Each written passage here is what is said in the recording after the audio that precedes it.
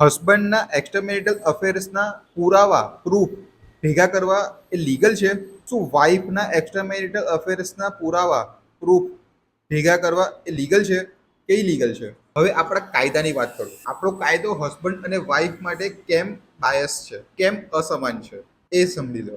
જો વાઇફ અગર તેના હસબન્ડના એક્સ્ટ્રામેરિટલ અફેરના પુરાવા ભેગા કરવા માટે હસબન્ડનો ફોન ચેક કર્યા કરે, અથવા તો પછી હસબન્ડનો પીછો કર્યા કરે, હસબન્ડ જ્યાં જાય ત્યાં તેને સ્ટોકિંગ કરે, હસબન્ડ કંપનીમાં નોકરી કરતો હોય તો કંપનીમાં જઈને હસબન્ડના વિશે ઇન્ક્વાયરી કરે, હસબન્ડના ઉપર શક કર્યા કરે, વારંવાર હસબન્ડને ટોર્ચર કર્યા કરે, તો હસબન્ડ તેના વાઇફ ઉપર કોઈ પણ પ્રકારની એક્શન ના લઈ શકે.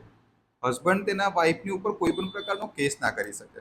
અને જો વાઇફ અગર હસબન્ડ તેની વાઇફના એક્સ્ટ્રામેરિટલ અફેરના પુરાવા ભેગા કરવા માટે તેની વાઇફનો ફોન ચેક કરે, તેની વાઇફના ઉપર શક કરે, તેના વાઇફના કંપનીમાં જઈને નોકરી કરતી હોય તો કંપનીમાં જઈને તેની વાઇફના વિશે ઇન્ક્વાયરી કરે, અથવા તો પછી તેની વાઇફનો પીછો કરે, તેના ફ્રેન્ડ સર્કલને મળે તો તેના ફ્રેન્ડ સર્કલનો પીછો કરે, તેની વાઇફની એક્ટિવિટી ઉપર દેખરેખ રાખે, તો એ એક પ્રકારની ક્રુએલ્ટી કહેવાય.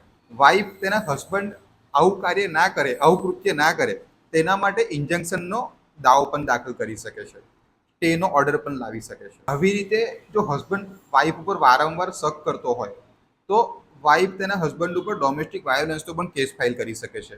મેન્ટલ હેરેસમેન્ટ થતું હોય તો મેન્ટલ હેરેસમેન્ટનો પણ કેસ ફાઇલ કરી શકે છે.